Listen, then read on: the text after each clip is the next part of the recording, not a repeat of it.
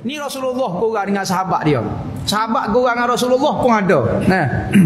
Salah satunya Sayyidina Ali kadang-kadang korang dengan Rasulullah. Taing magi rumah orang, pergi rumah orang. Maka orang jamu buah tamar. Oh, makan. Sayyidina Ali ni kan makan banyak, makan. Makan banyak. Orang lain makan sikit belaka, ini buat lagu mana. Butir tamar ni banyak depan dia. Sebelah tu Rasulullah, dia pun tolak butir tamar tu kat Rasulullah. Nampak tak kau orang perasan ni butir buah tamar dia. Maka Sayyidina Ali kata, orang duk tengah makan apa? Ya Rasulullah, Masya Allah, lapar nah Rasulullah hari ni tu makan banyak tu.